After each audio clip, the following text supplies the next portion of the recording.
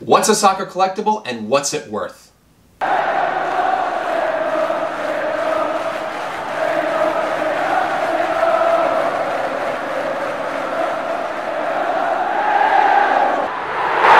Hi everyone, and welcome to the Soccer Collectible Show, the channel for the history and value of soccer memorabilia.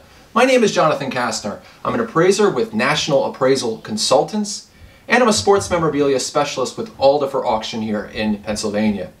This episode, we're just going to be looking at a general overview of soccer memorabilia, from autographed items, match-worn shirts, replica shirts, and everything in between. Want to know what this is worth?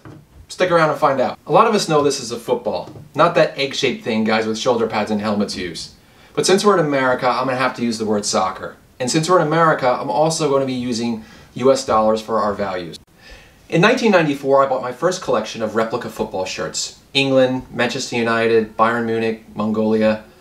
I'm not sure what happened with that one. But over the years, I bought a few more. The 1998 Germany shirt was one of my favorites. Since the 1980s, the replica shirt has been the most popular piece of soccer memorabilia on the market. Replica shirts and autographed memorabilia make up the majority of collectibles sold on the market today. So what does a replica mean anyway? I define a replica shirt as the cheapest version of an original shirt made by the same brand and at the same time as the original.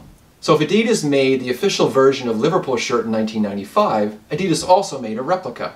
Replica shirts are different than the official shirts in that they have a different type of material and stitching. Sometimes the badge looks a little bit different. Sometimes the weight of the shirt is a little bit different. The official shirts are often lighter. A replica shirt is not an imitation shirt, a fake shirt, or a reissued shirt. We'll talk about those a little bit later. This year's replica Germany shirt, shown right here, has sold anywhere between $70 to $90. The official version costs over $125. It costs even more to add a name and number. Some older replica shirts sell for well over $300. Shirts from the early 1990s are the most popular. Here are some of my favorites: Arsenal, Coventry City, Manchester United, the Netherlands. But really, you can pick just about any kit from the early 1990s and you can't go wrong. That brings us to our first trivia question. Which club was the first to start selling its replica shirt and when? I'll give you a little bit of a hint. It happened in the north of England during the decade of disco. And for you millennials out there, the decade of disco was in the 1970s. You can put your answers in the comment section below. Not all of us can afford original collectibles. That's why we have reissues and reprints like the posters behind me. Reissued shirts are very popular too. England's 1982 shirt was recently released without the Admiral logo. Liverpool's 1990 shirt was recently released by the club, and not by Adidas, because Adidas is no longer the sponsor of Liverpool. Most replica shirts and autographed items are not that rare, and that limits their value. This autographed Liverpool ball from the early 1990s sells for around $100 on eBay. One thing to keep in mind, players today sign lots of autographs, whether it's after halftime at a friendly or whether it's at a charity event. That's like their second job, signing autographs. Players in the past, and if we go back a little bit to the 50s and even earlier, they didn't sign as much. So signatures from Puskás and Di Stefano and Matthews are going to bring a lot more, and these signatures have sold for well over $1,000 at auction. Match-worn shirts are rare and almost always in demand. When it comes to serious collecting, two factors drive value: rarity and quality. An Ajax shirt worn by Johan Cruyff in 1972 sold for over $50,000 at auction. The good news for collectors is that shirts from players today are much more affordable. Why? Well, players wear a lot more shirts than they did in the past, and demand is higher. That means we have an established marketplace and channel for selling the items. eBay is one option, but be careful. If you're going to buy a match-worn item, make sure that you have proper documentation. A COA, or Certificate of Authenticity, is very important. As a collector, it's important to know that two similar items can bring very different values in different marketplaces. I'll give you an example. A 1990 match-worn Rudy Fuller shirt. Maybe that brings $1,500 at auction. That same shirt could easily sell for over $3,000 at a boutique shop in London, or a place like Classic Football Shirts. One thing to keep in mind is that at retail, prices are generally much higher than they are at auction. That said, unique, historically significant items, like the match-used ball from the 1966 World Cup final, they're better suited for auction.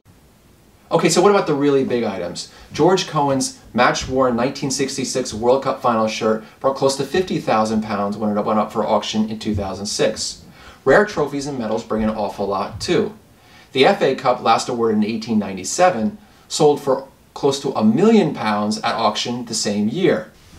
Boots worn by the best, well, aside from myself, of course, these boots are priceless. These have sold for an awful lot too. Alfredo Di Stefano's 1947 South American Championship boots, these sold for over $20,000 at auction. In contrast, boots worn by Pele and Maradona, these have brought around $3,000 to $5,000. As I mentioned, buyers should beware of any item that's being sold as match-worn. Be skeptical. And here in the States, we have companies who deal specifically with authenticating items, specifically match-worn items. James Spence is a big one, PSA is another. They'll authenticate if an item is match-worn. They'll also authenticate if a signature is authentic. I'm not sure who you'd need to speak to over in England or in the UK. Probably can speak to appraisers at auction houses, places like Graham Budd. They'll probably help you out. With so much merchandising, scarves like these are common. Scarves in the 1970s and earlier, they're worth a lot more. But again, we're not talking about astronomical prices here.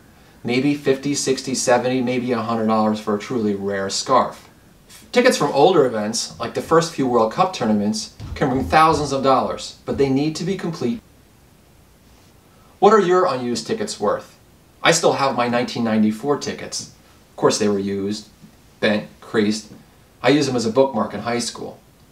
Most World Cup tickets are not really worth a heck of a lot. They're fairly common. They printed a lot of them, and people saved them. World Cup tickets from the 1994 World Cup are usually around $25 to $50 if they're not used. Used tickets are around $10 on eBay. With merchandising, you can find a club crest on anything from cereal to razors. Some companies use logos without permission, especially when it comes to shirts. Fake shirts are a big problem. After Nike sold out its Nigeria World Cup shirt in 2018, fake shirts flooded the market. We'll look at fakes in another episode. We don't have time for toys or souvenirs like this Stein for this episode. We'll get to that a little bit later. Do you have any interesting collectibles you'd like to talk about? Any interesting stories? Email us at thesoccercollectibleshow@gmail.com. That does it for this episode, but there's more to come. More about match-worn shirts, autographs, and other types of collectibles.